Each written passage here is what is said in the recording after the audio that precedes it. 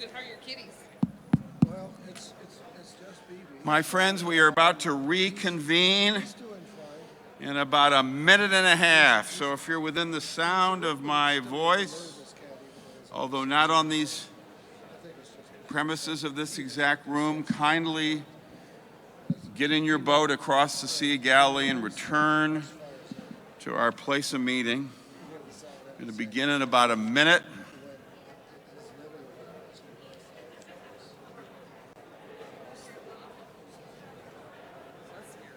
Yes, yes. So, Sam says we're going to do. Did you hear that? Is that okay with you? Yeah, it's fine. The videos, people worked hard on it. It's just me talking. People worked hard on the videos. It involves a lot of people. You know, like we need to. You're a better person than I. Bless you. My friends, we are about to reconvene. Kindly find your seats, people of God.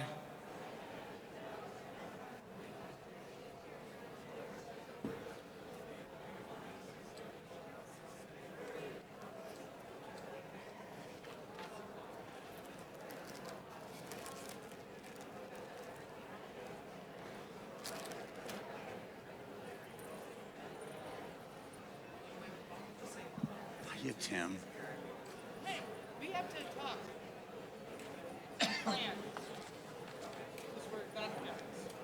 Thank you for your flexibility, Abe. People, it's up. You know the new deal? You know the new deal? We're going to do Look. both. Making a resolution.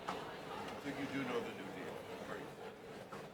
Thanks for your flexibility. The new deal, it's funny.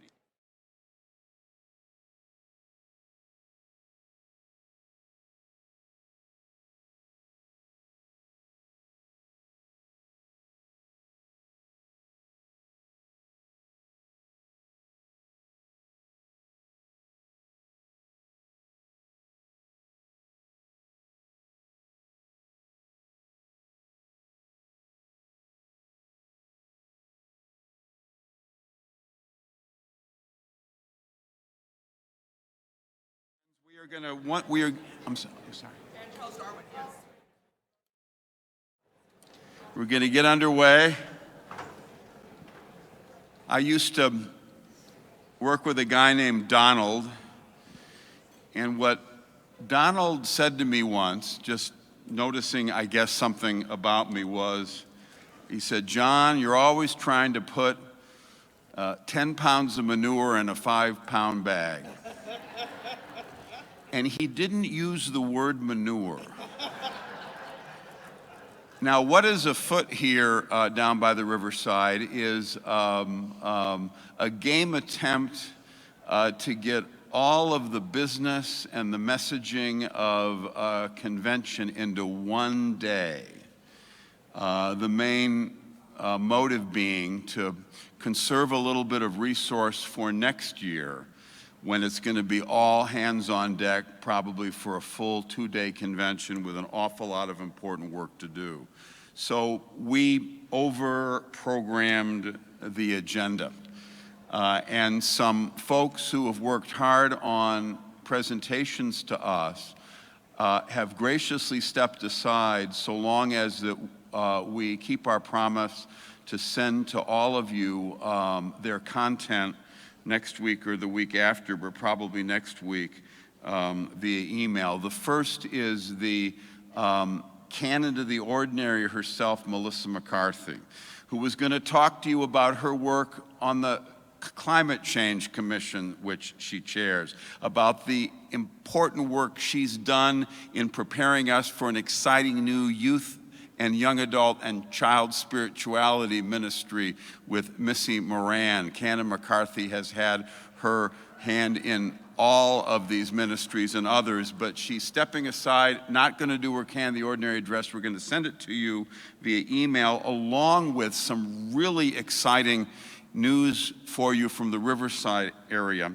about a resiliency hub, which Melissa's colleague on the Climate Change Commission, Dr. Lucy Jones, and our colleagues in ministry out in Riverside are working on together, that is going to catch the attention of the whole nation. So watch your email for that. My thanks to Canon McCarthy and all who are giving us this opportunity to trim the schedule a little bit and get you back on the road in a timely fashion. So we're coming back to order again. The first thing I'm told by Secretary Sam is that we're going to show you our video about chaplaincy.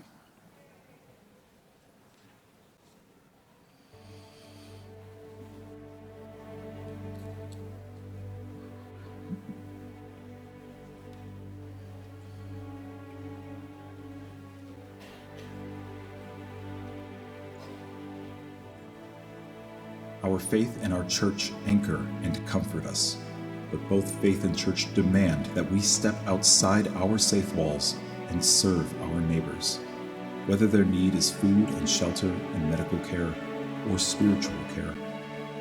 Chaplains from our diocese are among those who take our faith into the world.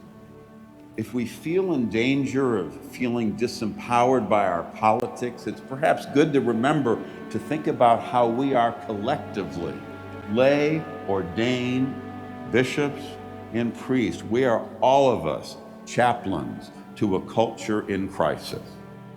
Bloy House, named for the third bishop of the Diocese of Los Angeles, Francis Eric Bloy, has trained people for the ordained ministry, allowing them to complete much of their education in weekend classes. Today's Bloy House offers classes for lay ministers and vocational deacons, giving them tools to serve our neighbors in hospitals, prisons, and jails, in colleges and universities, and in other, less expected places.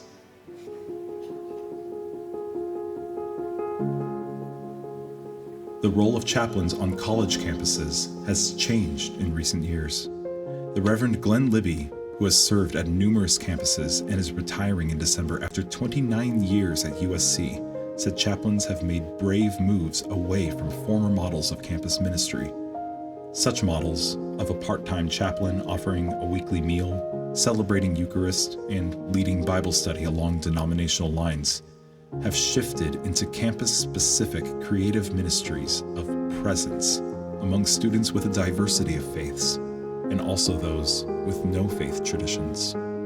Episcopal Deacon Christy Mossman and Methodist Deacon Jean Rose Smith, as UCLA partner chaplains, say they are presenting church at a very different level. Out on the streets, they say, is where the church needs to be.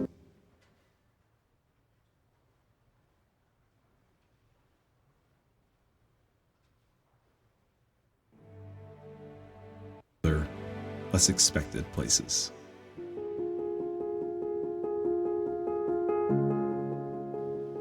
The role of chaplains on college campuses has changed in recent years. The Reverend Glenn Libby, who has served at numerous campuses and is retiring in December after 29 years at USC, said chaplains have made brave moves away from former models of campus ministry. Such models of a part-time chaplain offering a weekly meal, celebrating Eucharist, and leading Bible study along denominational lines have shifted into campus-specific creative ministries of presence among students with a diversity of faiths, and also those with no faith traditions. Episcopal Deacon Christy Mossman and Methodist Deacon Jean Rose Smith, as UCLA partner chaplains, say they are presenting church at a very different level. Out on the streets, they say, is where the church needs to be.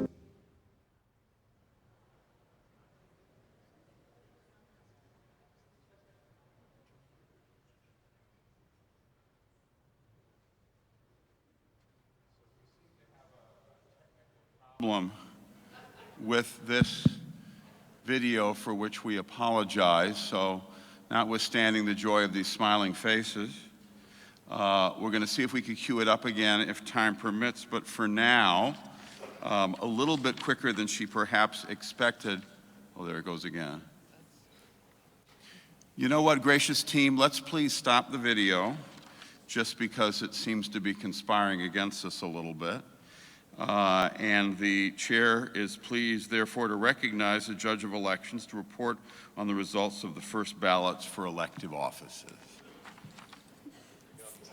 Thank you, Bishop Taylor. For the office of lay member of the Commission on Ministry, first ballot.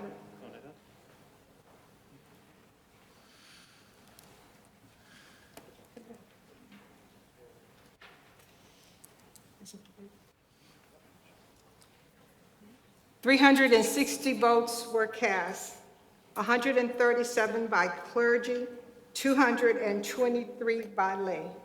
To be elected, it required 70 clergy votes and 113 lay votes. Diane Askren received 73 clergy votes and 115 lay votes.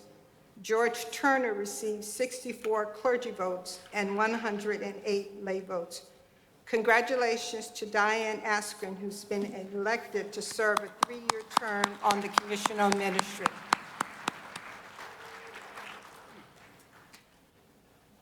For the office of Clergy Director of Corporation of the Diocese, first ballot, there were 369 votes cast, 104 by clergy, 229 by lay. To be elected, it required 71 clergy votes and 116 lay votes. Michael Corrigan received 32 clergy votes and 75 lay votes. Patrick Crayrow received 41 clergy votes and 58 lay votes. Jeffrey Thornburg received 67 clergy votes and 96 lay votes. We will move on to a second ballot for this office after I've reported the results of the first ballots for the other elective offices.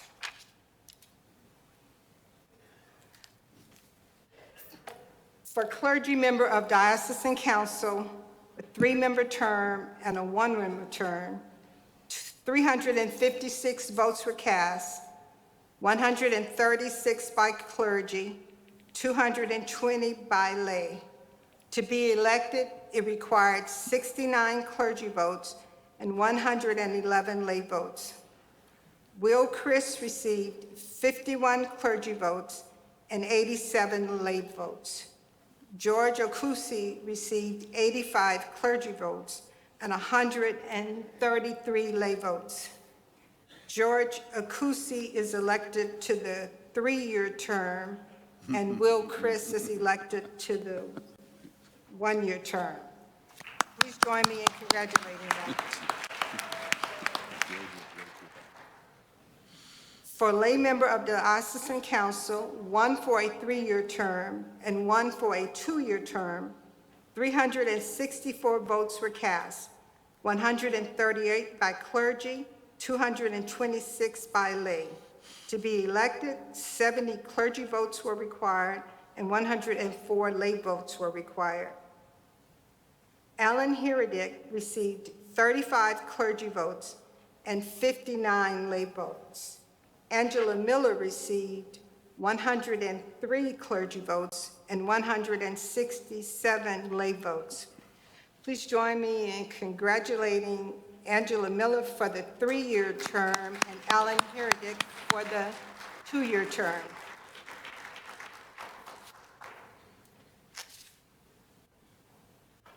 Clergy or lay for HFS, adoption and foster care, 1 for a 3-year term. 351 votes were cast, 131 by clergy, 220 by lay. To be elected, it required 67 clergy votes and 111 lay votes. Scott Garapi received 37 clergy votes and 72 lay votes. Jeff Lawson received 94 clergy votes and 148 lay votes. Jeff Lawson is elected for the 3-year term. Please congratulate him. For the office of clergy member of standing committee, there were 365 votes cast, 140 by clergy, 225 by lay. To be elected, it required 71 clergy votes and 114 lay votes. Bill Knudsen received 19 clergy votes and 56 lay votes. Neil Tatkin received 25 clergy votes and 48 lay votes. Mary Toure received 96 clergy votes and 121 lay votes. Congratulations to Mary Toure, who's been elected to serve a 4-year term on the standing committee.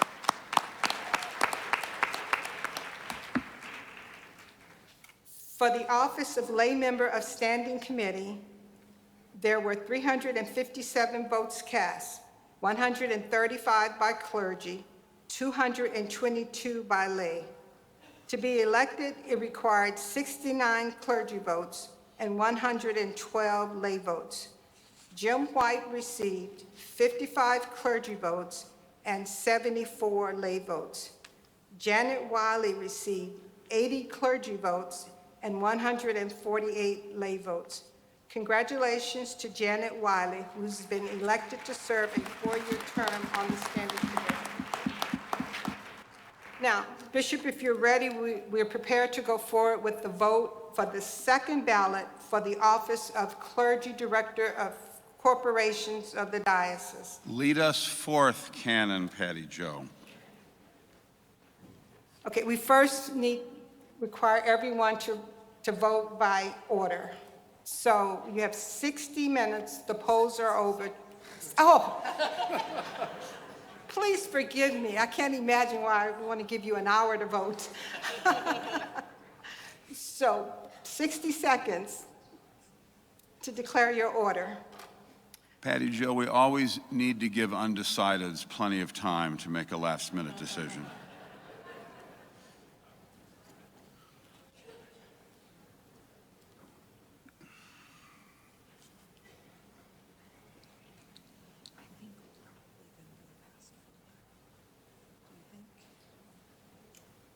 I'm just thinking we're gonna go past 4 o'clock. Yeah, how long do you think? I don't know, let me text Sam.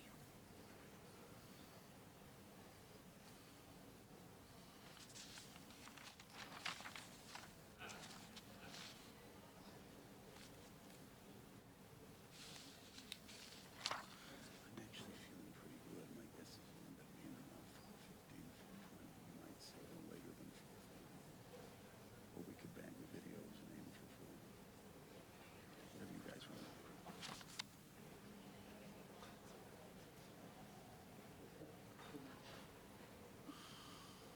Thank you. The second ballot for office of Clergy of Director of Corporation of the Diocese is now on the board. You have 60 seconds to cast your vote.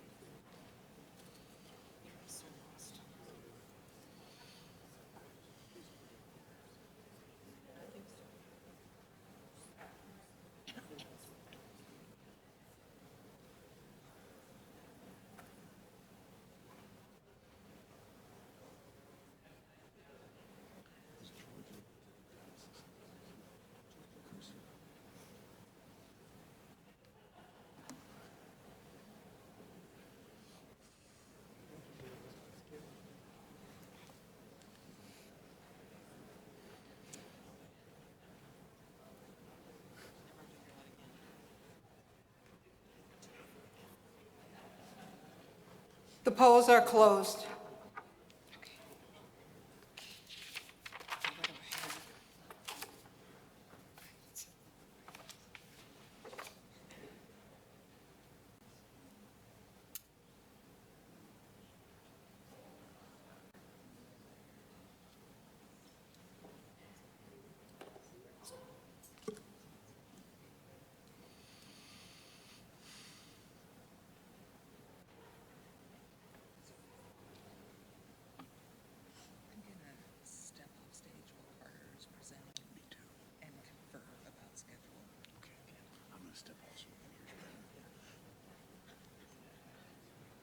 Question for the Judge of Elections. Are we going to await a decision, or shall we move to our next agenda item?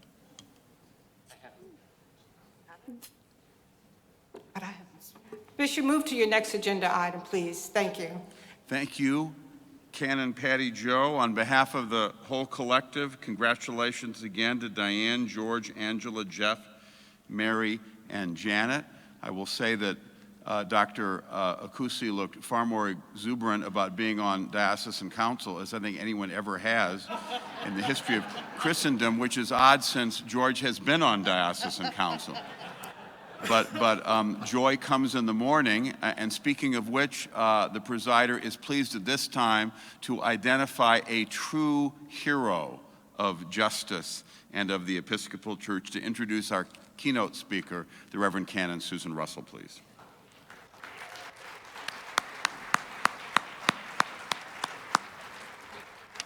God, Bishop, I looked over my shoulder to see who was behind me, so I've...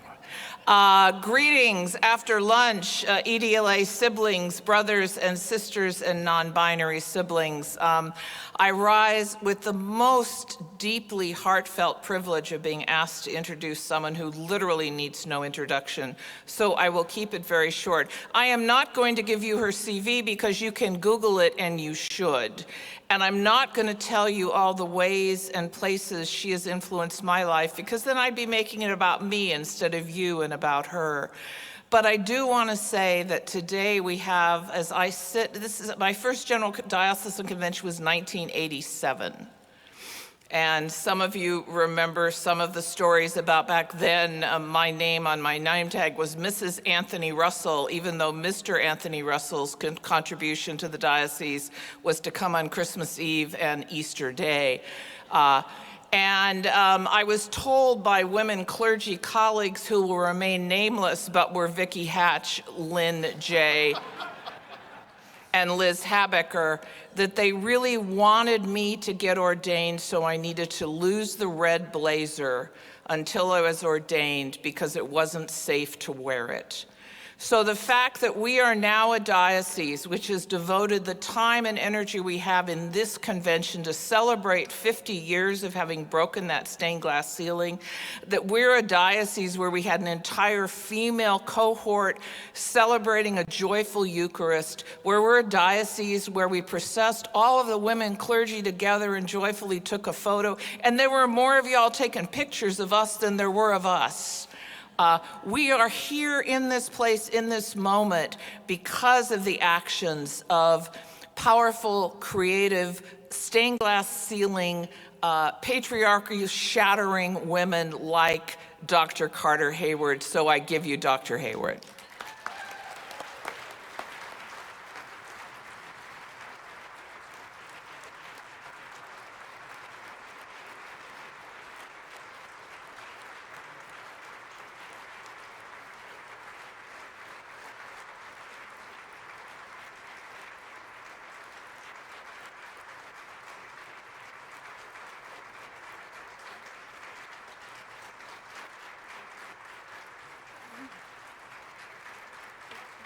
Thank you so much, Susan, and everybody. Bishop John, Sam, Kay, Norma. So many people I have met just today or talked with over the phone just this past week. But Susan and I have been fighting these battles together for decades. And I so value your friendship, and I'm just grateful for your ministry throughout, not just this diocese, but the whole church. Susan Russell is a gift to us all. So,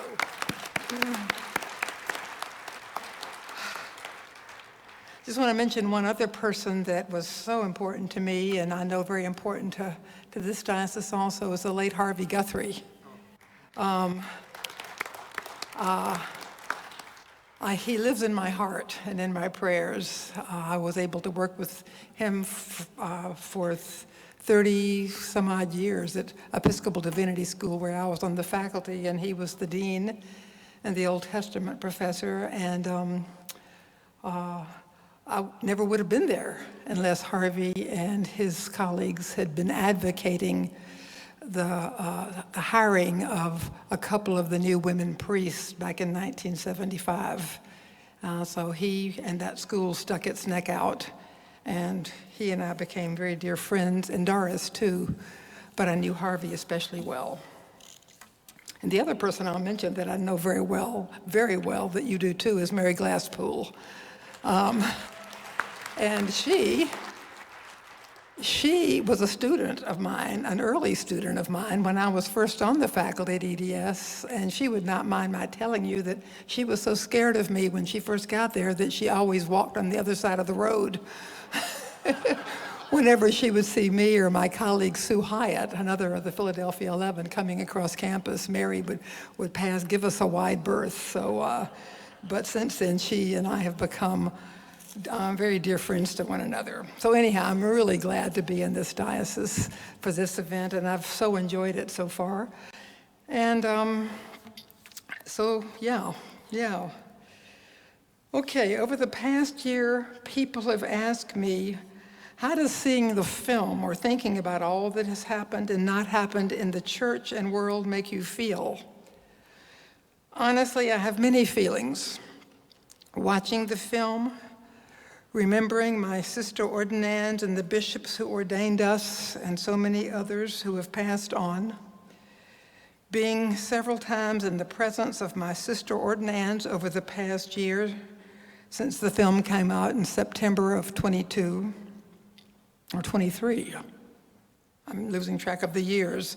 Reflecting on those energizing and stressful times of 50 years ago, times that were so very hard in ways and so exhilarating in other ways, makes me feel both deeply grateful and very angry, terribly sad, but also quite accepting of what was, sometimes just plain bone-wearying, at other times, right now, firing me up and making me ready to go, to quote Barack Obama. I suppose it's like any intense, bittersweet relationship or event or process in our lives, too complicated to whittle down to one emotion or response. Over time, the Philadelphia ordination has moved me into new places of memory and of making connections between then and now. It's kind of like Kamala Harris said in the wake of her own campaign on Wednesday. When we fight, we win. But here's the thing, she said, here's the thing. Sometimes the fight takes a while. That doesn't mean we won't win. And so today, I want to try to make some connections between then and now. When I agreed a year ago to join you here today, I figured the timing, 4 days after the election, meant I couldn't prepare for this talk until after November the 5th. But about 10 days before the election, as I mulled over various thoughts and feelings stirring within and around me among people of faith and others, I imagined that the most important message I could bring would be basically the same, regardless of who had won the election. And here's what it is: a message of learning how to love our way through the hatred we have all witnessed and probably, if we're honest, experienced ourselves over the last few years, and especially the last several months. Now, I know we don't often talk about hating. It's not something good Christians do, hate. But I think you wouldn't have asked me to fly across this country to mince words, or to play nice with language, or to gloss over real life. Mulling over what to me were the grim results of the election early Wednesday morning, and thinking about my time with you here today, I realized I was right to be pondering the moral imperative of our learning how to love our way through the hatred we have experienced. Hatred toward us by many over time, and the hatred we ourselves have learned toward the haters. Hate begetting hate. I also realize that it would be and is essential that we first recognize where we actually are today in this historical moment. We American citizens in general, and we Christians in particular, and I'm speaking primarily in this moment of white American Christians, are reaping what we, through our European ancestors and our own, for the most part, unwitting participation, have sowed over 400 years. On the one hand, we have inherited an idealistic aspiration of a city on a hill, a place of refuge and eventual prosperity for some of us, some white European immigrants, America, the beautiful, we sing. At the same time, an idealistic notion has been running amok, becoming over the years a morally degrading system of white supremacy, male gender entitlement, and control of women's bodies, a land of inherent economic disparity and of the ceaseless exploitation of the Earth's resources required by an inadequately regulated capitalism's profit-driven aims. And I stress the inadequately regulated capitalism because I am not such an idealist as to imagine we are going to get rid of capitalism. Capitalism is part of the air we breathe. It's in the warp and woof of who we are. But we could be participating, and this is what I think the church should be helping lead the way in doing, in transforming capitalism into what Robert Wright calls democratic capitalism. We could do it, we must do it. Now, this speech of mine that you're hearing right now has continued to be shaped almost up until this very moment. It's a work in progress, like our lives. So please pardon my shuffling of a few papers and notes as I go, because I had to, it's like piecing together a jigsaw puzzle here. Shortly after the 2016 election, a group of about 200 distraught voters, largely white people of faith, came together in our small mountain town in North Carolina. Among us was one of the most beloved and highly regarded community leaders, a Black woman educator who stood up and said simply, "Welcome to my world." Those with ears to hear heard this not in a negative way, much less as a sarcastic or sardonic reflection, but rather as a wake-up call and as an affirmation of the power of resistance and resilience and perseverance and faith in the ongoing, unending struggle for justice and democracy. So I invite us to imagine these same words today, if we can, out of the mouth of Kamala Harris. Welcome to my world. This kind of puts my own senses of sadness and anger and exhaustion in perspective. The American dream, idealized by Norman Rockwell and Jimmy Stewart, and expanded by Eleanor Roosevelt and Bessie Smith and John Lewis and Stephen Charleston and Cesar Chavez and Kwok Pui-Lan and Andy Kim and Barbara Harris and so forth and so on, has given us and our ancestors a sense of pride and patriotism.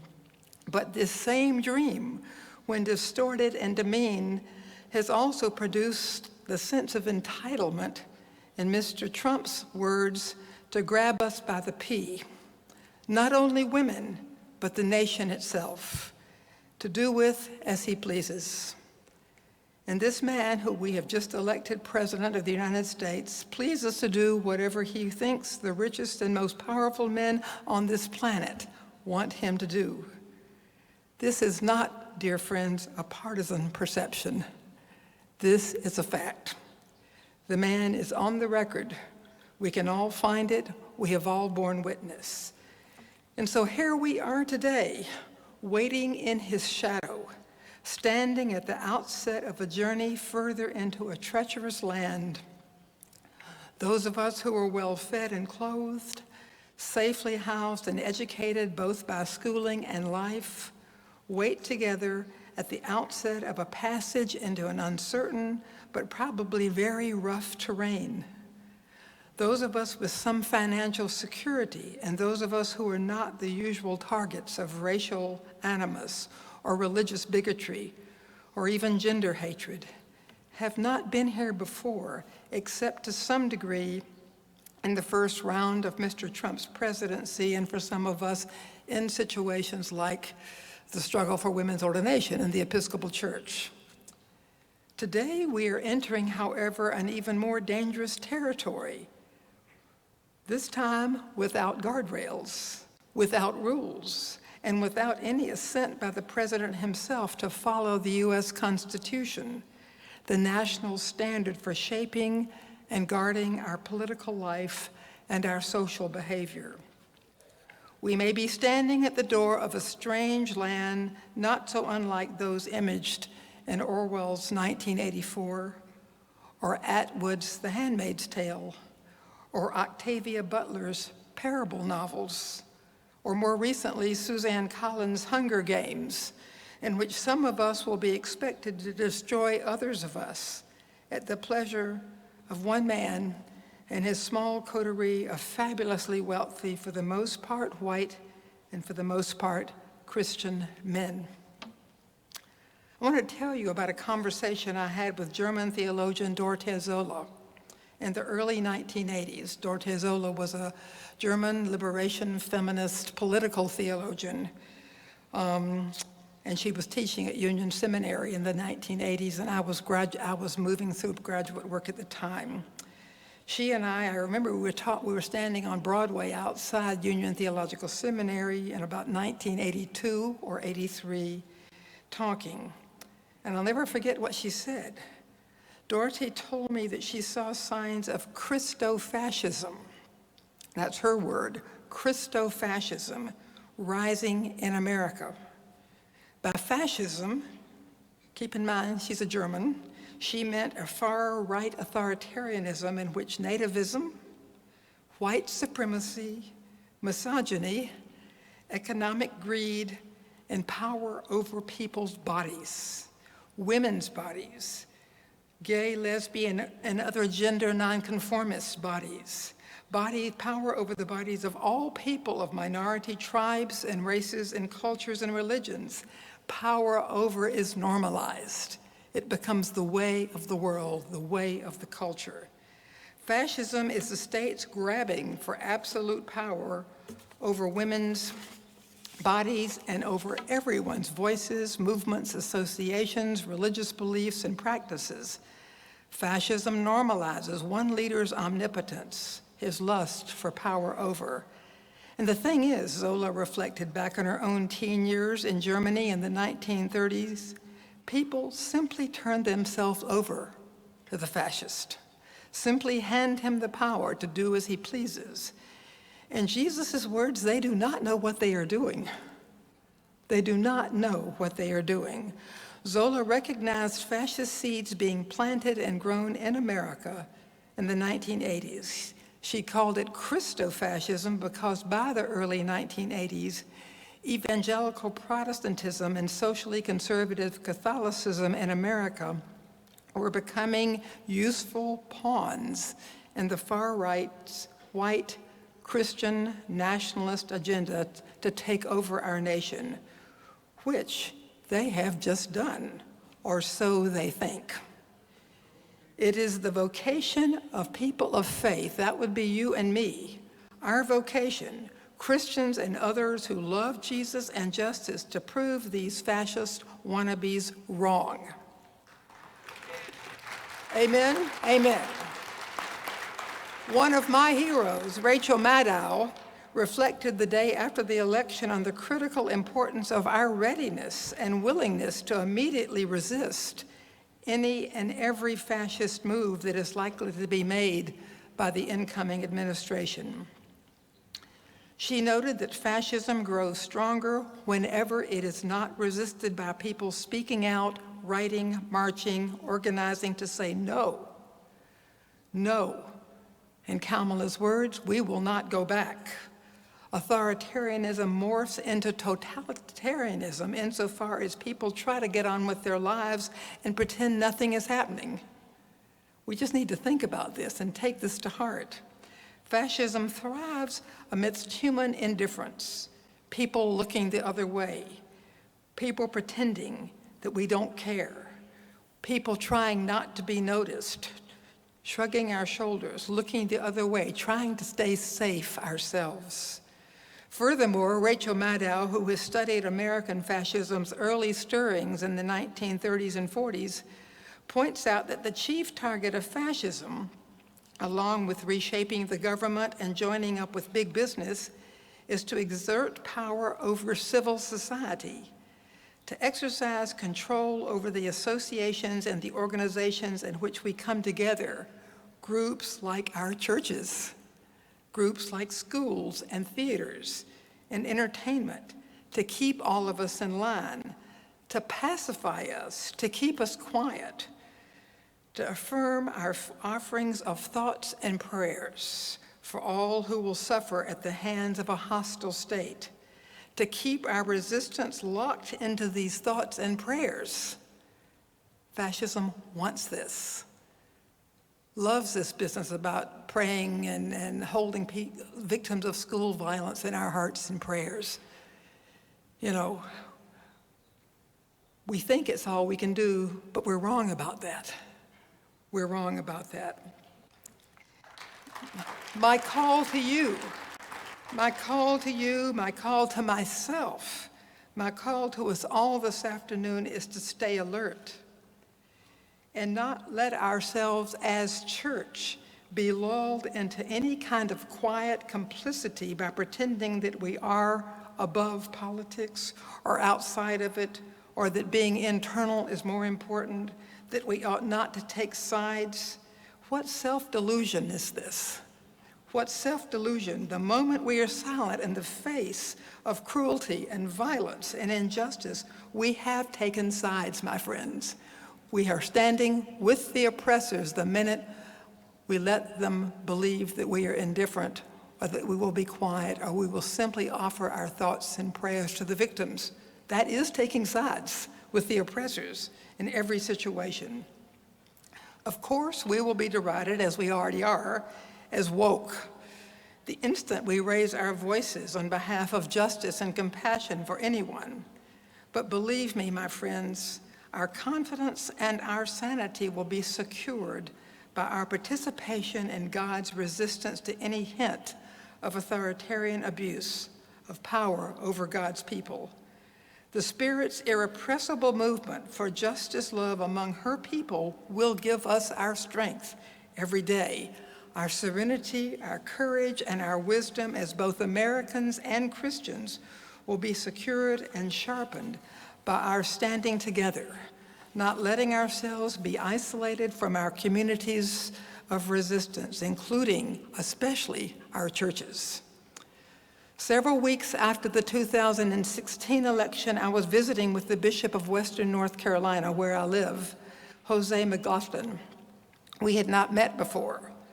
I asked him how he understood his vocation in that particular moment. This was like late November or early December 2016. My big question right now, he reflected, is what does it mean to be a religious leader in the age of Donald Trump? Ah, I said, that is my question too.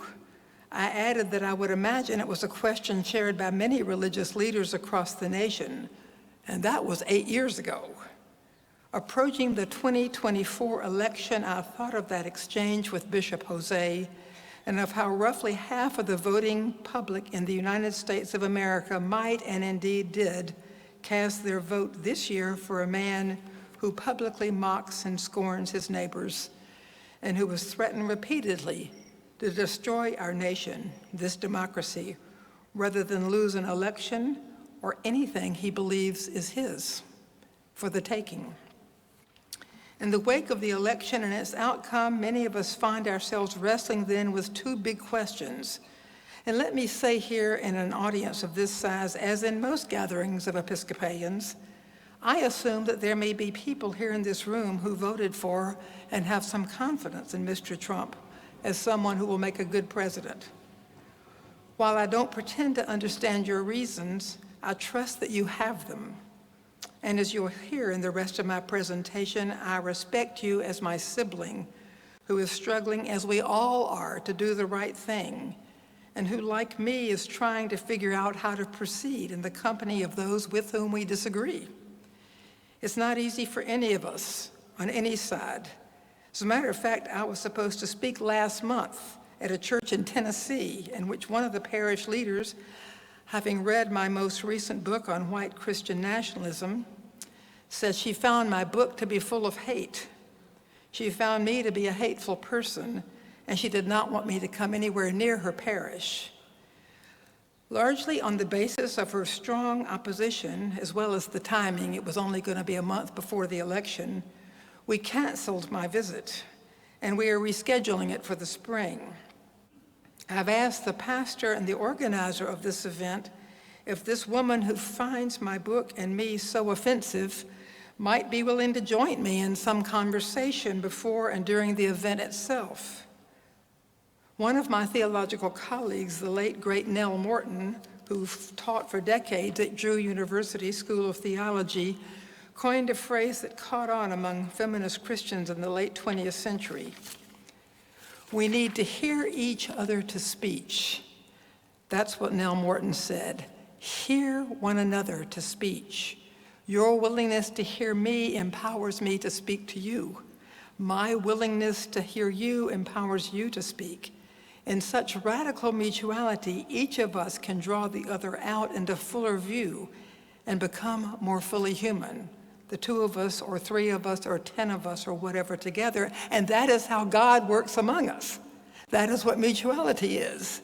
We are calling one another to speech. We are hearing one another to speech. I am empowering you to be more fully human, and you are empowering me to be more fully human. And it is in this spirit of radical mutuality that I ask you today to hear me to speech. I want to ask two questions of both myself and you.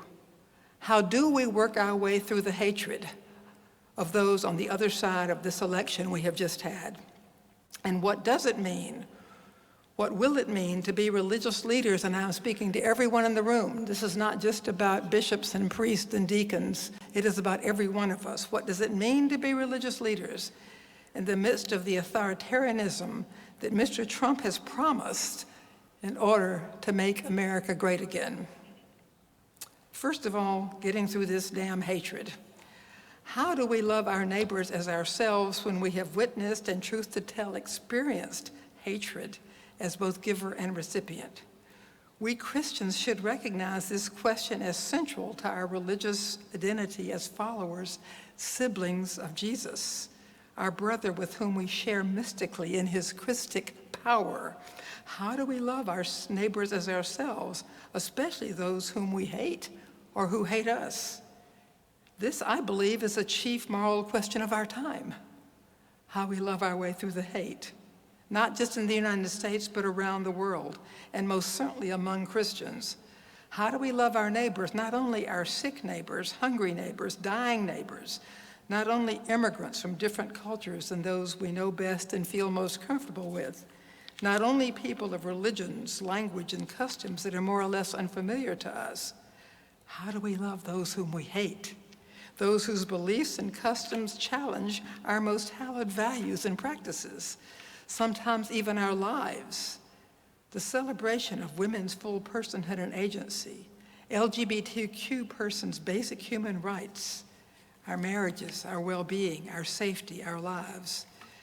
And such is the profound and sacred value and beauty of all humanity, not just white people, not just Christians, not just Americans. How on earth do those of us who yearned and worked hard in this last election for Ms. Harris learn to love not only our MAGA siblings, but those many others who seem to fall silently in line with those at the polls, and who might well do Mr. Trump's bidding for months and years to come? And if you are a MAGA sibling, how might you work your way through your hatred toward those of us on the other side, your sisters like me? Let's think about love for a minute. God's love working through us, which is how God's love works in the world. This love is not basically a feeling. It's not about being nice or trying to get folks to like us or agree with us. It is about taking one another seriously as siblings, other human beings, and treating each other, him, her, them, as we ourselves want to be treated. When we are most honestly ourselves, we want to be treated honestly, do we not?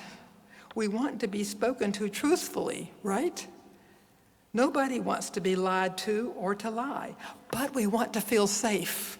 I think that's kind of key, which is why kids sometimes learn to lie and why some kids never seem to grow up. We don't want lies. We want the truth. We want to be safe if we tell it, and we want to be safe when we hear it. We understand that this dynamic of truth tellers reflects respect. That's Aretha's R-E-S-P-E-C-T, respect. If we can respect the humanity of someone whose ways of being we hate, or someone who we know hates us, we can love that person only if we can relate to that person or those persons honestly, kindly, nonviolently, as we let them know what we value and where we genuinely stand on matters before us that reflect our values, like the stranglehold of white supremacy on this nation and in our psyches, like gun violence and gun safety in our schools and our homes, like girls and women being forced to give birth or to die, like the horrors being inflicted on Palestinians, like the fears of Israelis for safety and survival, like the well-being and dreams of our immigrant neighbors and colleagues and friends, like the quality and purposes of education in our public schools, like what aspirations of diversity, equity, and inclusivity actually mean in practice to those who have been left out of our common well-being, and like our own deepest yearnings for our country, our families, and ourselves. The way we work our way through the hatred, our hatred at least, is by taking our opponents, those whom we have come to hate, seriously as our human siblings and paying them the respect of inviting honest, kind, empathic, and mutual engagement. We tell them honestly how we experience their language, their behavior, and we ask them to tell us, if they will, how they experience us, our language, our behavior. If they refuse to listen to us or speak to us, or make it clear they want nothing to do with us, we do what Jesus himself suggested. We walk away, shaking the dust from our feet, which means we don't beat up on ourselves or them for having failed to connect. We get on with our lives. We go our own way, doing our best.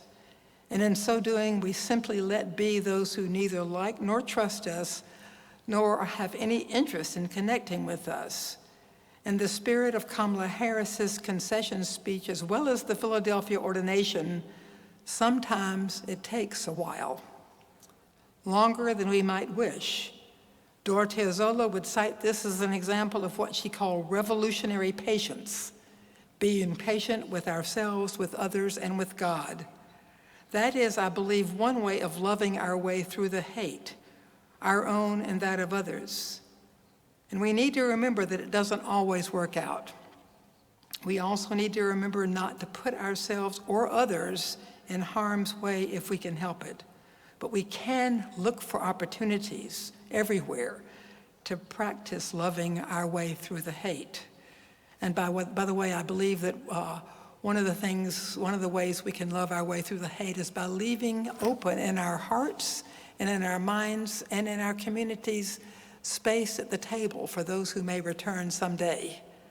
People who may not want to be here right now, who may find all of us anathema, but know that they are welcome. They are not being kept out. They are choosing not to be here. Another way we learn to love those whom we have come to hate is by finding bridge people who can help us relate to each other when the gulf between us is just too daunting. A couple of weeks ago, I was a Democratic observer in one of our polling places. My Republican counterpart was a man whose name I knew. I knew him to be one of the most outspoken and, to my hearing, one of the most divisive and offensive leaders of the local GOP. And I knew that he knew who I was and that he probably regarded me the same way. As we both sat there scrolling through our cell phones as if the other was not even there, I decided this was not going to work for me for 4 hours. So I decided to break the ice. I told him that I realized that we know each other, or that I assume that we do, and that I wanted him to know that I wish him well regardless of the outcome of the election. I also told him that we have mutual friends, bridge, neighbors with whom I often walk my dogs, and that I knew of him through them. I knew that they played bridge together. This then led us into talking about neighbors and bridge, about which I know nothing, and about retirement, but most of all about dogs. He wanted to show me pictures of his Havanese puppies, and I wanted to show him pictures of my poodles. And then he talked with me about what a wonderful wife he has and how much I would like her. And I told him about my partner, and I told him my partner was a woman, which I imagine he knew. We talked about children, about how neither of us had ever had our own, but about how much we love our nieces and nephews, and so forth and so on. And then we would sit quietly for 10, 15, 20 minutes. And then one of us would think of something else, like a Netflix film we had just seen, and so forth, and a recipe we had tried. By the time we parted, we had agreed that maybe, just maybe, further down the road, our families might have coffee and even walk dogs. I don't know that it will ever happen, and I have to admit I don't have the energy or desire to even think much about it at this moment. But maybe, it does illustrate how we can find and use bridges, mutual friends and dogs, to begin to reach across the divides and maybe, just maybe, find ways of talking about our values and eventually about how they relate to our spiritualities and our politics. Now, we often hear that the best way to bridge the terrible divide between us is to work together on a common project. Come together to fix damaged roads after a hurricane, which we have been doing a lot of recently in Western North Carolina. Give shelter to people, provide food for people, give money to our neighbors who are displaced by water and mudslides and wind. And I know out here fire is a big thing. Working together in crisis. And of course, this is super important, even urgent work for us to do in order to love our neighbors. But my friends, it isn't enough. It doesn't take the place of trying to share our values and trying to really be our honest selves when we are working with our neighbors. It just doesn't take the place. It needs to be done, but it's not enough. When we conceal our true selves, when we fail to give voice to the spirit of a justice-loving God, we are patronizing people. We are condescending people. We are, in fact, acting like the elitists that many of us are often called by not daring to share who we really are and urging others to share with us. That is trying to build common ground for one another, to lay the ground that we can begin to really be ourselves on. That's the only way to get through this, in my opinion. This takes me then to the final question of how we can be religious leaders in a Christo-fascist situation. Last July, I preached in Philadelphia for the 50th anniversary of the ordination of women priests. In that sermon, I said, I hope that the legacy of the Philadelphia ordination will be this: God is calling us, the church, the Jesus people, to be resilient, irrepressible movements in pastoral care, common prayer, and the cultivation of courage to work for justice, love, always and forever. It's really like a three-part center of who we are: pastoral care, common prayer, courage to work for justice, love. I suggested that each of these three commitments strengthens the others, that each makes the others stronger. As pastors, lay and ordained, Our pastoral caregiving is invariably strengthened by the authenticity of our common prayer and of our ongoing shared participation in the work of generating justice, love, and all of our life together. Every human wants to be treated fairly, justly, and lovingly. Whenever justice is missing, wherever racism or sexism or homophobia or economic injustice or transphobia or gun violence or prison or the lack of good health care may have hurt or damaged someone, to care for that person means addressing, not ignoring or minimizing the injustice. I'm sure most of you are no strangers to these situations. Immigrants seeking refuge, women and girls needing abortion, homeless people in search of meals or beds, teenagers struggling with gender identity with nowhere else to turn, people who are wrestling with substance abuse, alcohol and drugs. It is one thing, a good thing, to do whatever we can to address these people's immediate needs, to hear them to speech, to help them find the resources they need. And the second mile is to do whatever we can to address the causes and roots of the suffering. It is also more threatening to the powers that be, outside the church and too often within the church. As Brazilian Bishop Helder Câmara said, "When I feed the hungry, people call me a saint. When I ask why people are hungry, they call me a communist." Amen to that. As a church, however, we must go that second mile. We must ask why people are hungry. We must ask the hard questions of each other, of our politicians, of our community leaders, knowing full well that we are likely to be caricatured and trivialized by some people who fear us. But it is a means, it's an extension of, and a means of pastoral care to speak honestly and ask hard questions, and to be willing to listen to what others may say to us and to hear their hard questions without being defensive. The more we are inspired through worship to participate in struggles for justice in our communities and our world, the more authentic our common prayer will be. We find ourselves empowered by prayer to care for one another through good times and bad times, and we find ourselves called to help make justice run down like water and righteousness like an ever-flowing stream. And in praying together, we may find that our prayers are being answered, and we may discover sometimes that we ourselves are the answers to our neighbors' prayers, as they are also to ours. After all, the Spirit in every moment is weaving her way among us, even here right this very minute, touching us in ways that we could not have anticipated, ways we often cannot recognize until later, when we realize that something has happened, something larger than we ourselves could have pulled off, something that we here are helping generate together. The cultivation of courage to work for justice is nourished by the care that has been given us in our lives, the care that we offer others, as well as by the nourishment we share through our prayers, our music, our sacraments. I want to say just a little bit more about courage. St. Augustine disagreed with Paul's teaching in 1 Corinthians 13 that among faith, hope, and love, these three, the greatest of these is love. Augustine did not agree with Paul that the greatest is love.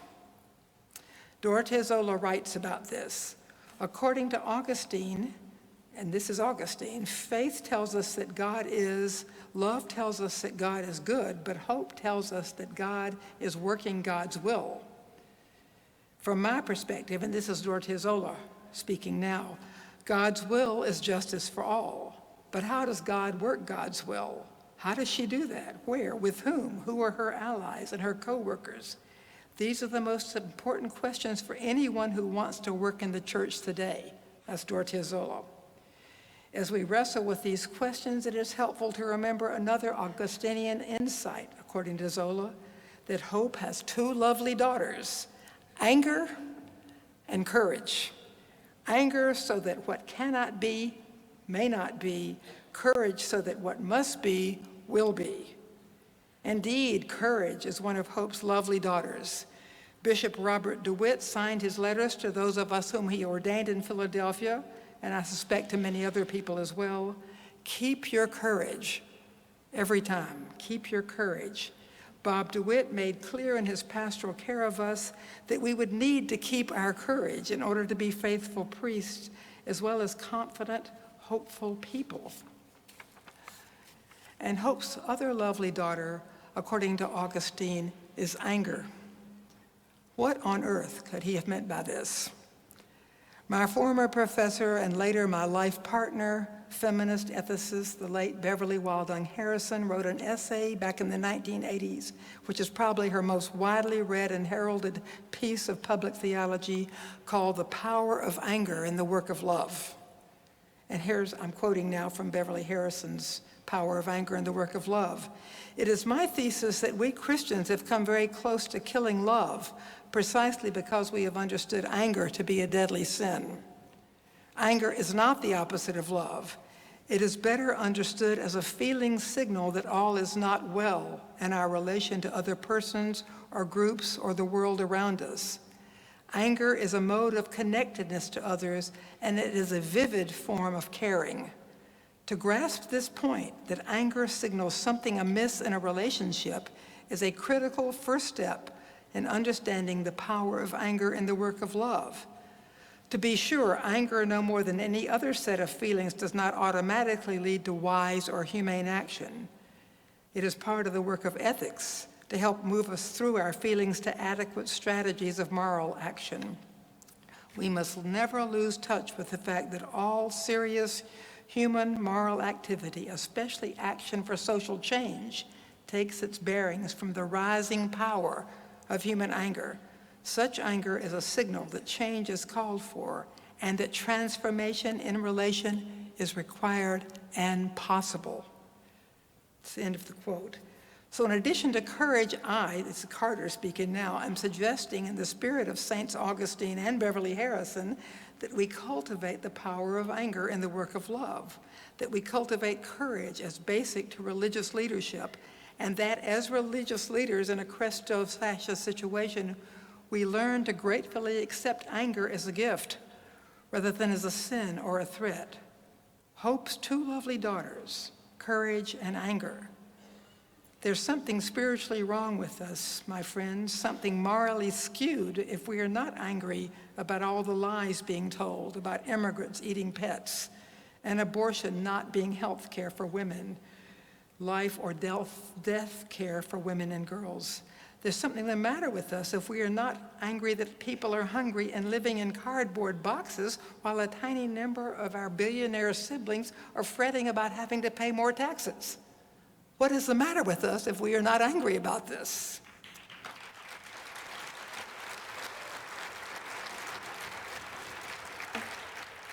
But this is not a call to go out and hurt anybody, kill anybody. We're not asking people to be violent, but we are asking ourselves to help change the world and to use being the church. We are the Jesus people. We can do it if we will. Living in these times, good religious leadership will be hard and exhausting.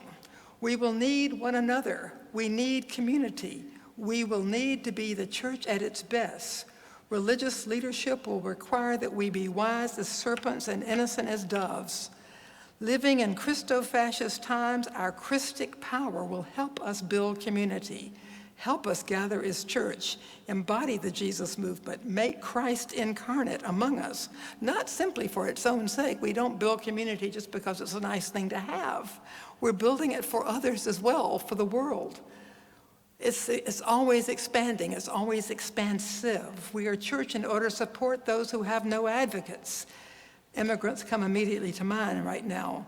Being church requires that we learn and practice mutuality and empathy, compassion and revolutionary patience, and through it all that we make no peace with oppression, including our own.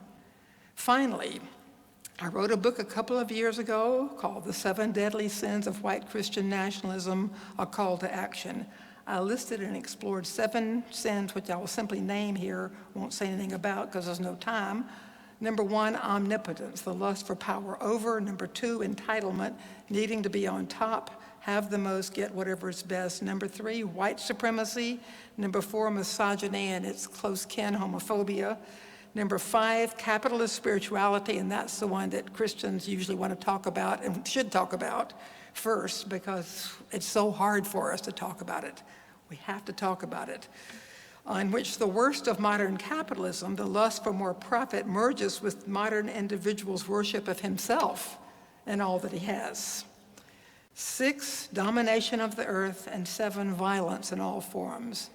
I've had many fascinating discussions in many parishes with churches all over the nation about these because they belong to us all, not just to our right-wing Christian siblings and not just to our president-elect. I realized soon after the book's publication that I might well have listed an 8th sin, the silence of liberal, mainstream Protestant churches in the struggles for justice. It is time for the risen Jesus' voices to be heard publicly. It is time for us as church to go public on behalf of freedom and justice and peace and compassion for all. And being here with you, I realize this diocese is already doing so much of this, so I'm not trying in any way to minimize what you are already doing so beautifully. This is not a partisan call, my friends. It's a divine command to us all to do what is just, to practice what is kind, to walk humbly in the spirit of the one who is empowering us to do this.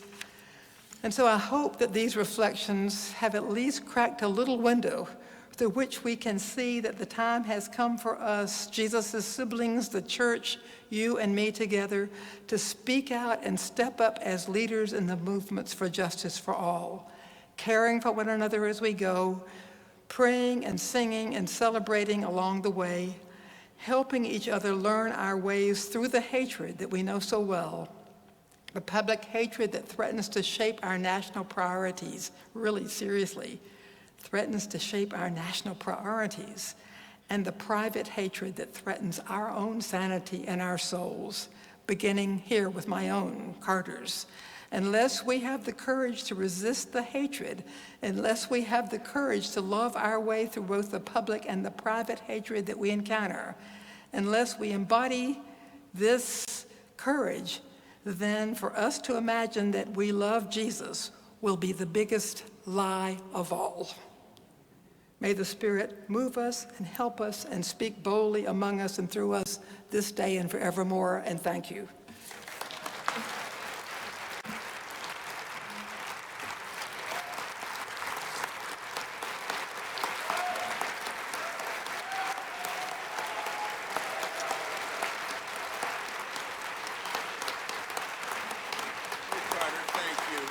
Thank you for making the trip. Thank you, thank you, thank you. God bless you.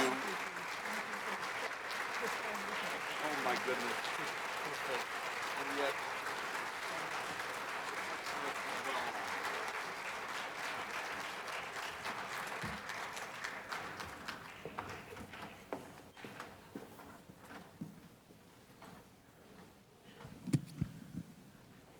people of God in the Diocese of Los Angeles, once again, the Reverend Dr. Carter Heyward.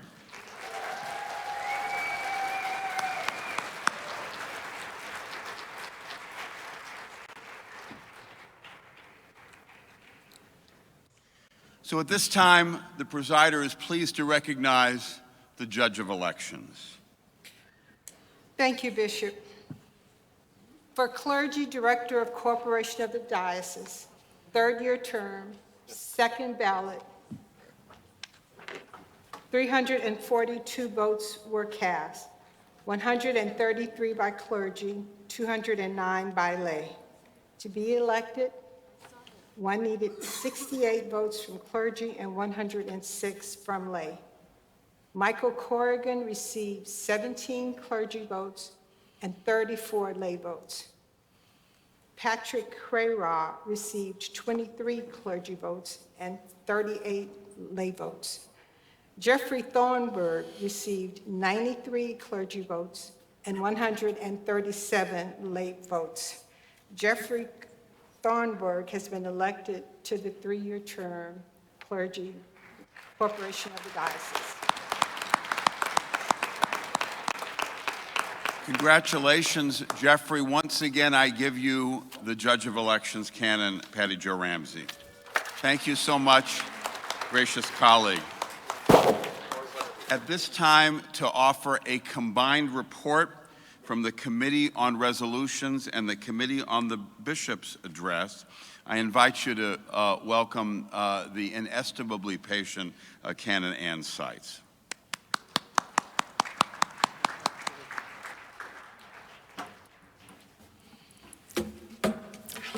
I have two resolutions to present today, Bishop. Thank you very much.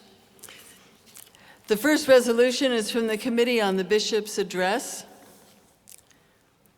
Resolved that the 129th annual meeting of the Church in the Diocese of Los Angeles, in the spirit of Inside Out Church, claiming the evangelical authority of Episcopal Identity and our baptismal promise to respect the dignity of every human being, commends the bishop to establish working groups on the plight of incarcerated people and those living in residential care facilities. And be it further resolved that the diocese commits itself in its practical engagement with incarcerated people and its political advocacy about the prison system to provide compassionate support for all incarcerated people, including healing, restoration, true accountability, and reconciliation to the wider community, refusing to abandon any of the imprisoned people with whom Jesus identified himself. And be it further resolved that the diocese commits itself to supporting ministries of engagement with tens of thousands of our neighbors living in residential care facilities in every neighborhood in the diocese, including pastoral visiting, educational programs about the epidemic of loneliness and isolation resulting from the American way of elder care, and advocacy at all levels of government for the well-being of those whom, as Scripture attests, society is most likely to overlook. And I so move. Is there a second? Second. Is there discussion? I stress once again that these are not proposals that engage expenditure, just conversation and planning and marshaling of resources we have available and expertise we have available. Seeing none having come to a microphone, all those in favor of the motion kindly say aye. Aye. Those opposed, motion carries. Canon Seitz. The second resolution is regarding the diocesan relationship with Jerusalem. Resolved that the 129th annual meeting of the Church in the Diocese of Los Angeles renew our relationship with the Episcopal Diocese of Jerusalem for an additional 3-year cycle, commencing with this convention and spanning the years 2025 to 2027. This is respectfully submitted by Canon Dr. Stephen Nishibayashi, Secretary of Convention, on behalf of the Jerusalem Committee of the Program Group on Global Partnerships. And I so move. Is there a second? Second. Speaking in favor at microphone 2, please. Randall Hein Lamb, All Saints Church in Pasadena, speaking in favor of the resolution. For the past several years, it's been my privilege to chair the subcommittee for the Diocese of Jerusalem in our program group on global partnerships. Before the COVID pandemic, we sponsored seminars with Churches for Middle East Peace. 3 years ago, the bishop led a Zoom presentation featuring Jewish, Muslim, and Christian voices. Last year, we hosted the Reverend Fadi Diab, the rector of St. Andrew's and St. Peter's parishes in Palestine, for a series of presentations at 5 locations around our diocese. We supported efforts to replace a 60-year-old furnace at the Arab Evangelical School and complete a senior center in Birzeit. We've encouraged gifts to ERD and the AFEDJ, sold olive oil and handwork from the Holy Land. 2 years ago in this very room, the Episcopal Archbishop in Jerusalem, Hossam Naum, gave the keynote convention address. And as a result of our bishop's repeated visits to Jerusalem, the two of them have developed a collegial relationship. We are now approaching the end of the latest 3-year companionship cycle, but now is not the time to end our companionship relationship with Jerusalem. In fact, it is a time to double down on that commitment. Archbishop Naum faces unprecedented challenges, leading the Diocese of Jerusalem during a time of military action. In Gaza, the Al-Ahli Hospital continues to aid the wounded and comfort the dying. In Beirut, the All Saints Church and the St. Luke's Rehab Center offer spiritual and physical support. Throughout the 5 countries of the diocese, the parishes, schools, medical facilities, and other ministries are beacons of faith, hope, and love. Now is our time to learn more, to build on current relationships and develop new ones. Now is the time to show we care, that we have not forgotten them, that we stand with them also. I urge adoption of the resolution. Thank you. Thank you, Randy, and thank you for your unstinting and courageous witness for an immediate ceasefire. Seeing none other having risen, all those in favor of the motion kindly signify by saying aye. Aye. Those opposed, motion carries. Thank you very much, Canon Stice. At this time, the chair is pleased to recognize the Reverend Dr. Rachel Nyback to report on behalf of the deputation to the 81st General Convention of the Episcopal Church in Louisville.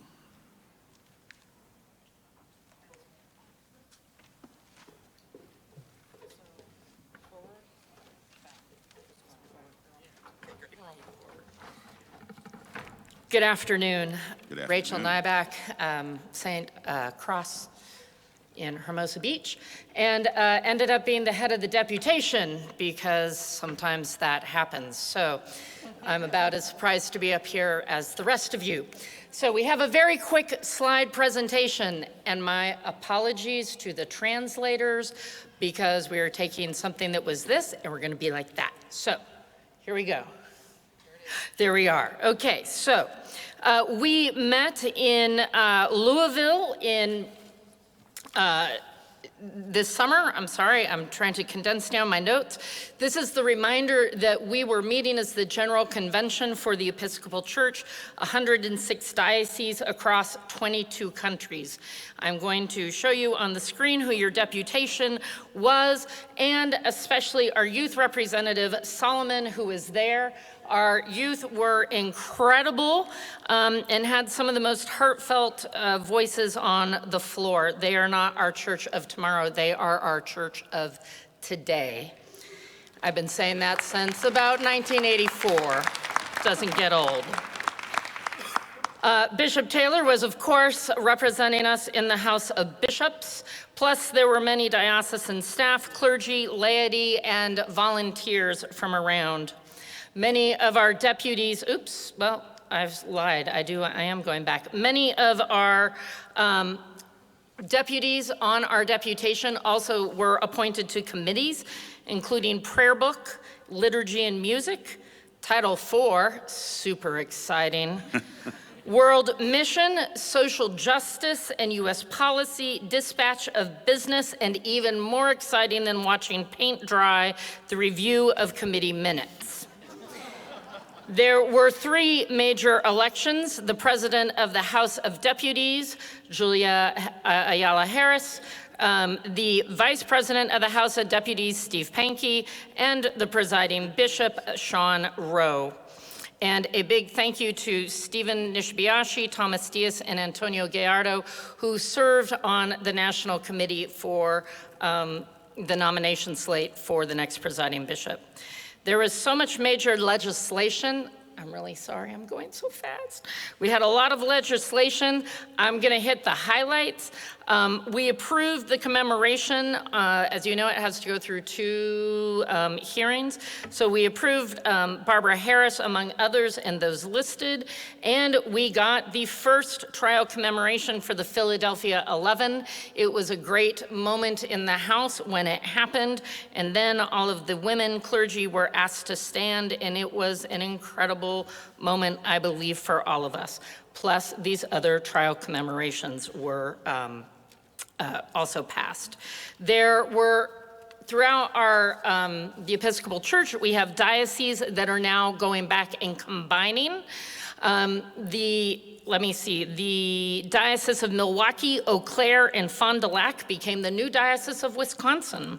And the Diocese of Eastern and Western Michigan had been working together, and they became the Diocese of the Great Lakes, and there was much celebrating. Also, the Diocese of Navajo Land moved from being an area mission to a missionary diocese. That's a big deal, because they can now elect their own bishop. We also adopted a prayer to remember the Indigenous children who have been forced to attend boarding schools as we work on reparations. We revised the Book of Common Prayer Catechism, which we heard about earlier today from Canon Nishibayashi. We had many gatherings around. There were gatherings for clergy and laity of color. There were gatherings to pray for Palestine and to end gun violence. There were gatherings of youth deputies, younger deputies, LGBTQIA, seminaries, the celebration of the Diocese of Kentucky, Bishop Curry's last revival, and we had one great photo with our companion Diocese of Taiwan, who had just celebrated their 70th anniversary. Thank you for electing us to serve as your representatives, your deputies to the General Convention.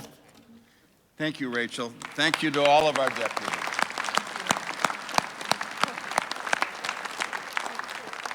Thank you all, and God bless you. And at this time, so he does not have to leave the stage, the chair recognizes the hardest working volunteer treasurer in show business to offer the treasurer's report, Canon Andy Tomat. So good afternoon and thank you, everybody. I will try to be as brief as I can and keep you awake as we discuss fascinating numbers. I am pleased to report yet again on the work of the Independent Joint Budget Committee, represented by the Reverend Patricia Stansfield and the Reverend Tim Hartley from Diocesan Council, and Dr. Charlotte Borst, Art Gregorian, and Mary Pearson from the Corporation of the Diocese.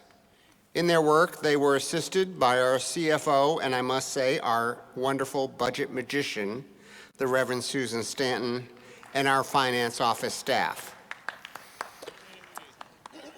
Since this will be my last address as your treasurer prior to the election of the next bishop, I thought it would be beneficial for those who are not aware of our recent history to do a brief, and I will keep it brief, recap of the progress we have made during the 7th Episcopate and what remains to be done as we look forward to the 8th. At the start of his tenure, Bishop Taylor had 3 key fiscal issues he wanted us to focus on: transparency, governance, and sustainability. We first addressed transparency by showing for the first time in 2019 the complete picture of diocesan finances. Previously, the budget presented to convention only showed the Mission Share Fund portion, or MSF, that you vote on. However, there is also a portion controlled by the elected Corporation of the Diocese Directors, or COTD, and a portion controlled by the bishop as corporation sole, or Corp Sole, which is a separate corporate entity controlled solely by the incumbent bishop.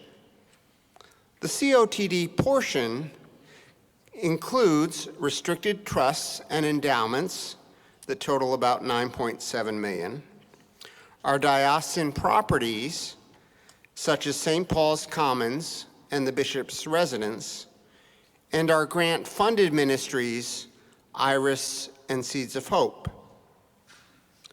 The Corp Sole portion of the diocese now only contains 3 restricted funds totaling $8.8 million and a number of sacred and non-sacred properties.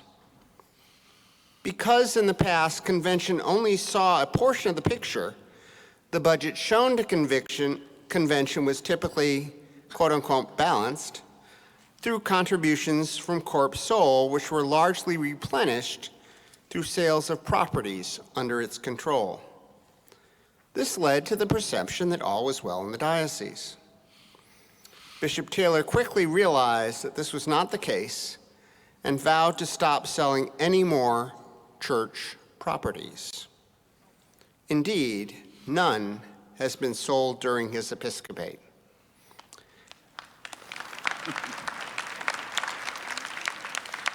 And in fact, several closed churches, including one I worship at, have been reopened as thriving communities. And with the vote today, 2 missions have moved to full self-sustaining parish status in the past 2 years. And I am especially glad to report that the St. James Newport properties held for so long in Corp Sole have finally been restored to them.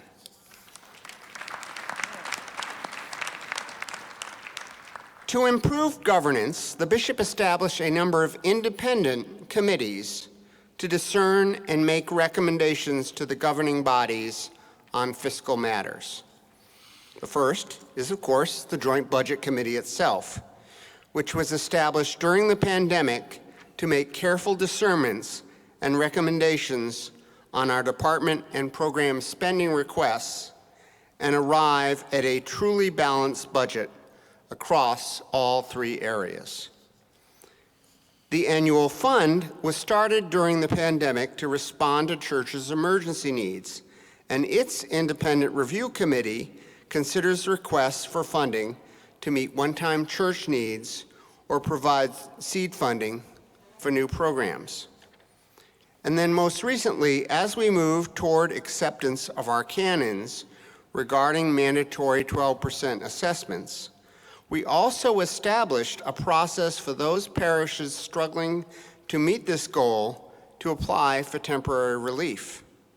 An independent assessment review committee, headed by Reverend Rachel Nybeck, carefully considered these applications in a discreet and pastoral way in recommending that Diocesan Council grant relief to parishes in need. 11 parishes were granted relief by council this past year, and a couple more are still being evaluated. The Corporation of the Diocese also significantly enhanced its governance process to be in accordance with 21st century nonprofit norms, including the work of 2 committees of independent lay directors. The Audit Committee led the selection of new auditors, and the Compensation Committee reviews the compensation of the bishop, canon to the ordinary, and CFO to ensure they are in line with Episcopal averages, and will be providing compensation input to the Transition Committee for the bishop coadjutor. Finally, under fiscal sustainability, Bishop Taylor called together 2 task forces on endowment and real estate. The Endowment Task Force prepared our first ever diocesan endowment and gift acceptance policy in accordance with current laws to protect the endowment corpus and limit annual withdrawals to no more than 3.5% to 4%. Through various bequests and the initial phase of the capital campaign, nearly $3 million currently sits protected into what we call the endowment lockbox that they have established.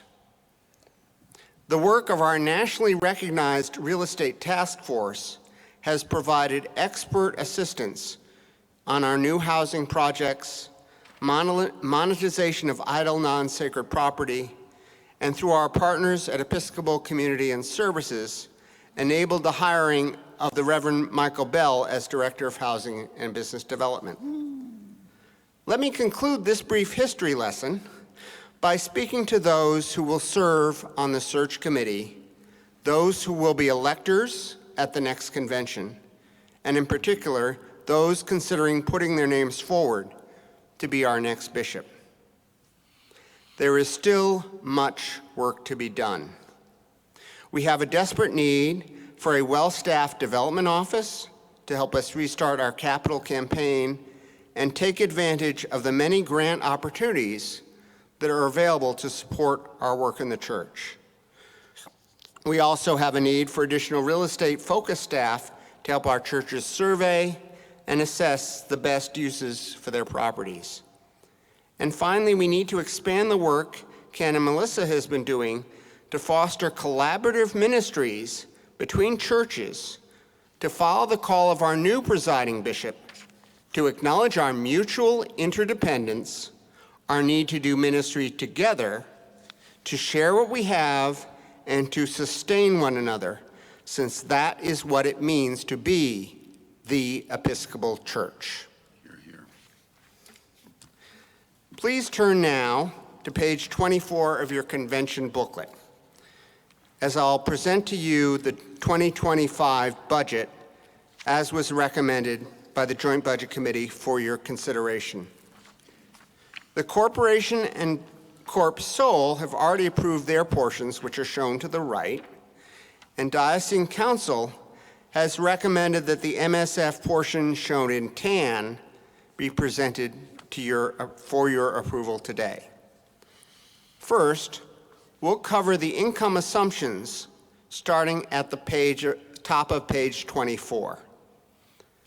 The diocesan income is the money we collect from churches, draws from our restricted funds, grants, and other income. The first set of lines shows the assumed income from the mission share assessments in 2025. In 1996 and again in 2011, convention resolutions established a formula of assessing 12% of a parish's normal operating income from 2 years prior and 10% of mission congregations' pledge and plate income, plus 5% of other assessments. Based on this, we calculated a total of approximately $5.3 million in potential gross assessments. The Joint Budget Committee hedged this a bit and included $125,000 as a set aside for new assessment waivers in 2025 for a net total of $5.1 million in budgeted MSF assessment collections. This is $150,000 more than 2024 because the aggregate 2023 reported normal operating income on which the assessments are based was 6.6% higher than the prior year, 2022. Next, we have withdrawals from COTD and Corp Sol controlled restriction funds and endowments, which were up significantly over 2024 for reasons I'll discuss later, and represent an average draw of 7% of the total of those funds. Contribution income is up primarily from generous contributions and a portion of the $1.2 million grant received recently from the Lilly Foundation to cover our new children and youth ministries for years to come. And finally, our grant programs Iris and Seeds of Hope budget their 2025 income in line with their existing federal, state, and local grants. Both run on a break-even expense reimbursement basis, so the actual income they get will vary based on the level of services they provide in 2025. As many of you know, IRIS is our federally funded refugee resettlement program that works under the auspices of Episcopal Migration Ministries, or EMM. In the wake of the election, they will be reviewing their budget requests, but their budget expectations with EMM earlier in the new year, once federal policy becomes clearer. So in total, on the income side, we expect total income across the diocese to go up 7.8%, and the MSF portion you'll be voting on this year will go up 5%. Turning now to the expense side, starting in the middle of page 24. The first line we budget is our roughly $800,000 assessment commitment to the larger Episcopal Church, which represents 15% of our 2023 normal operating income as a diocese. So many of you may not be aware, but just as churches pay assessments to To the diocese, we also pay a diocesan assessment to the national church. Next, you'll notice a significant increase in the bishop's office and convention line items for next year. These are primarily to cover the approximately $300,000 cost of searching for, electing, and seating the next bishop. As noted, Iris and Seas of Hope expenses are in line with their projected grant income, since both run on expense reimbursement basis. So if you see the income line, you'll also see the expense line. Next, on page 26, are 3 areas I'd like to highlight representing our significantly increased focus on children and youth formation. The first is a $70,000 commitment to Camp Stevens to help them develop a strategic plan for their future sustainability. Next is a significant boost in our Canterbury campus ministries at USC and UC campuses. And the most important I want to highlight is a new line item to cover the work of our new diocesan missioner for Christian formation of children and youth, the wonderful Missy Moran. Next, on page 28, is our approximately $1 million annual support grants to our mission churches, which is done according to the program group on mission congregation recommendations. You'll notice it does go down year over year, but this is as happens when the missions grow and become more sustainable, while we continue to support our vicars' needs through compensation increases and benefits in line with convention resolutions. Also on page 28 is our support for our various community ministries. The Joint Budget Committee this year wanted to particularly address the needs and requests of Native American ministry programs being led by the Reverend Canon Mary Christ. Administration and finance increased significantly due to the cost of our moving to our new auditor, which is running at roughly double the cost of our prior auditor. Finally, moving to page 30, the Office of Transition Ministry now includes funding to provide matching grants to cover the cost of 1 to 2 curates. The expectation is that our funding would be matched by either by grants from their seminaries or churches that are sponsoring them during their first 2 years of priesthood. The capital development line item is down since we couldn't provide for funding a development office in 2025, but it is one of the most critical areas to increase our fundraising and grant writing capabilities in future years. And finally, building operations at our 30-year-old St. Paul's Commons development headquarters continues at about the same level, with some cost savings offsetting needed capital repairs to the aging HVAC and other systems.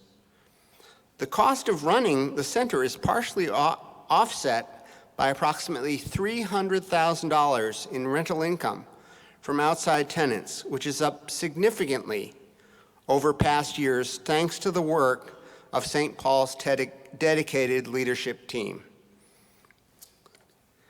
I want to conclude by really explaining to you the work that the Joint Budget Committee had to do in terms of balancing the budget. At the start of their work this year, the Joint Budget Committee had to address an approximately $1.2 million budget gap, which was caused by the one-time costs of searching for, electing, and seating the bishop coadjutor, a 10% increase in our healthcare expenses due to a general convention resolution that eliminated a de facto subsidy we had enjoyed in the past, a 2.5% cost of living adjustment as required by our own convention resolutions on minimum compensation, living wage, and parity, ongoing expenses from various legal settlements, and discretionary expense requests from department and program groups that were significantly higher than prior years. Through the course of 6 meetings, the Joint Budget Committee discerned, with the significant assistance of the Finance Office, a path to a balanced budget through $588,000 in expense reductions from the initial requests and adding $657,000 of added income. In identifying the needed extra income, the Joint Budget Committee and Corporation Board, which controls these funds, discussed at length increasing our draws from our savings to pay for necessary expenses in 2025. In the past, our draws from across all funds have averaged about 4%. Draws from our endowment funds continue to be limited to 3.5% to 4% per the endowment policies.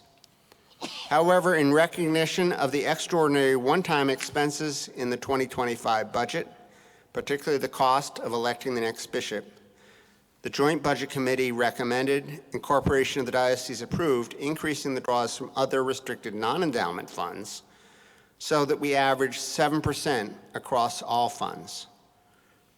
They did this noting that the DIT long-term fund, in which all these funds are invested, earned more than 15% this past year and has returned an average of 7% since inception. But this level of trust fund usage cannot continue indefinitely. Candidates for the next bishop should be asked how they would address restructuring our diocesan operations and increasing our income going forward to continue to do the unique mission work we do in the Diocese of Los Angeles. Again, my appreciation for the wise discernment of the Joint Budget Committee and our supremely talented CFO, the Reverend Susan Stanton, our wonderful controller, Martha Messias, and the rest of our finance staff for all their help in making this possible. Diocesan Council has recommended that the $6,080,500 MSF portion of the consolidated $11,800,500 2025 diocesan budget, including the assessment formula, be approved by convention. Once a motion to this effect is made and seconded, we can move to your questions. Thank you, Canon Tomat. To facilitate that process, the presider is pleased to recognize the Reverend Patricia Stansfield and the Reverend Tim Hartley of the Joint Budget Committee. Beginning at microphone 3, please. Thank you, Bishop. On behalf of the Joint Budget Committee, I so move. Is there a second? Is there discussion? All those in favor kindly signify by saying aye. Aye. I'm sorry. No, I cut you off. Please join us. At microphone 3, thank you for a very at microphone 3, speaking in favor. Sorry. Thank you for a very thorough presentation. My question is, you mentioned that the facility rental at the Commons generated about $300,000.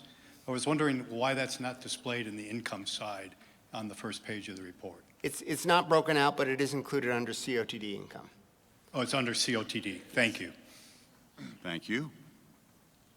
Additional questions, comments? All those in favor of the motion on the floor kindly signify by saying aye. Aye. Those opposed, motion carries. For Canon Tomat, for Reverend Stanton, for the Joint Budget Committee, for the Corporation of the Diocese, for the Diocesan Council, thank you for all who were part of this good work. So we are running about 35 minutes behind schedule. We feel as though we'll be able to let you go at about 4:30. We are sorry to have gone over. The Chancellor for 2025 is Canon Richard Zevnik. The Vice Chancellors are Professor Jeffrey R. Baker and Nancy Whitehead, Esquire. The Diocesan Historian and Archivist is still Canon Robert Williams.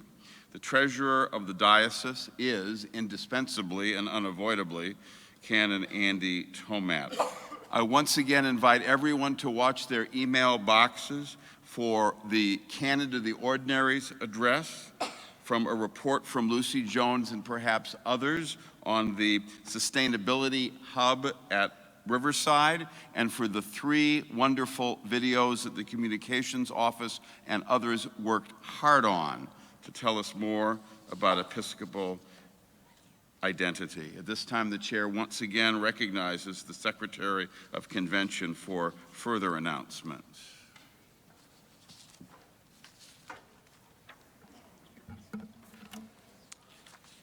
The 130th Annual Meeting of Convention in the Episcopal Diocese of Los Angeles will be held Friday and Saturday, November 7th, 2025, here at the Riverside Convention Center.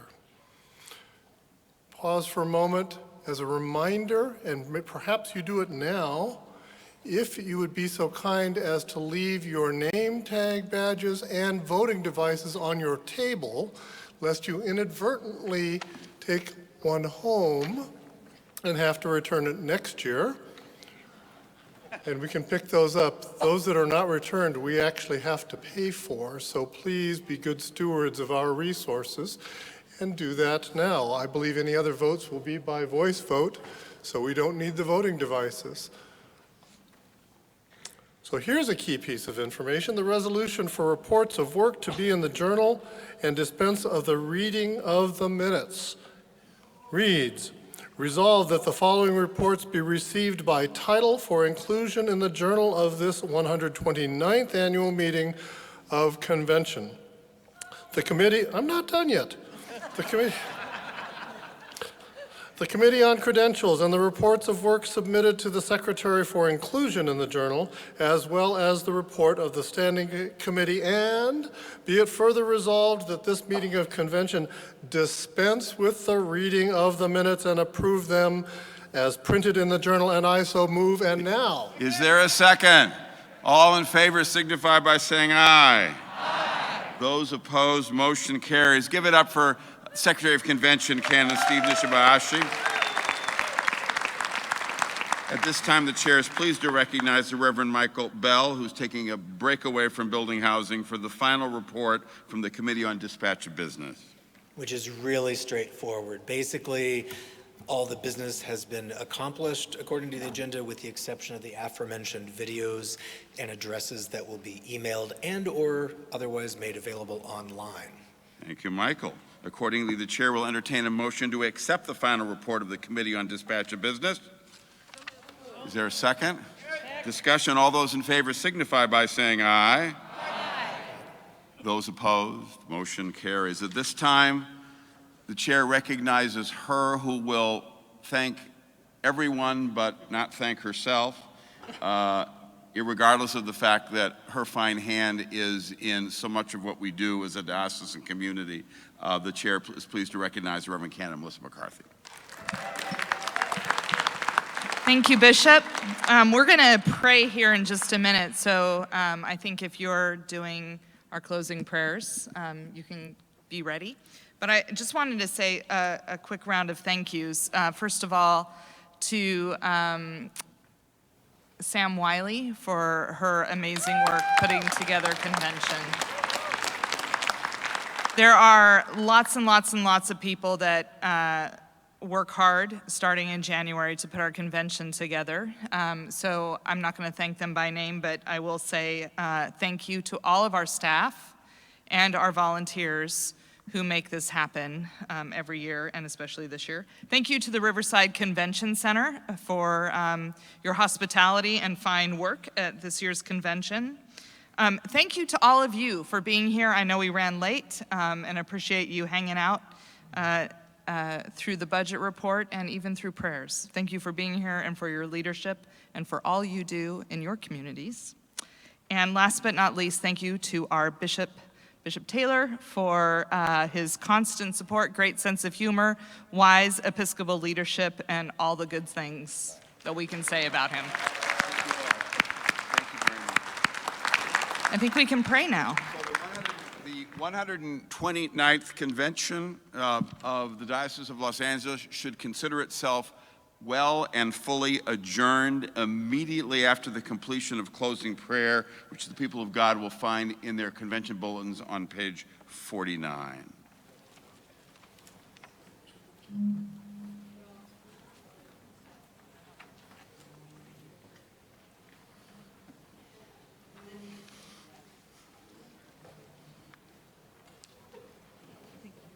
And I see that I am the celebrant. Santo Dios, tu amor no hace distinción entre nosotros.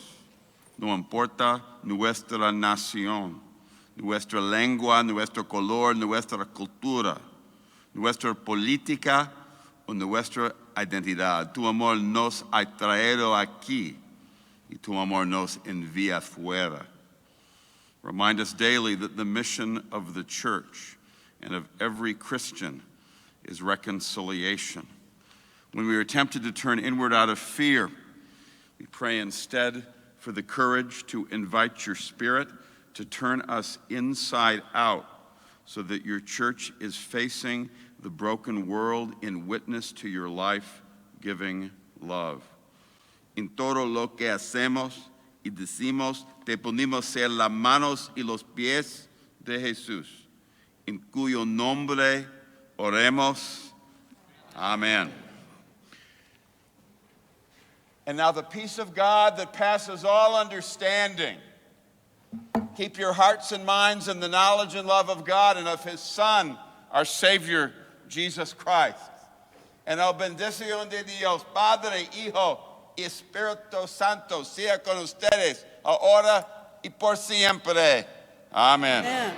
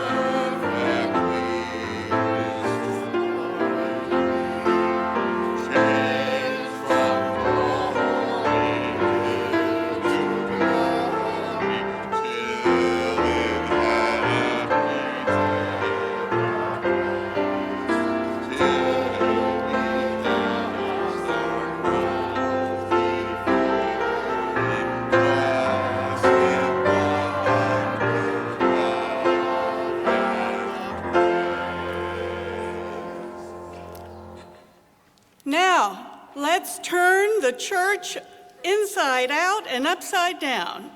To love, go to love and serve God's people. Thanks be to God. Be to God. Thank you, Archdeacon. Done. Well done. You okay? I am fine. I'm so tired. I know.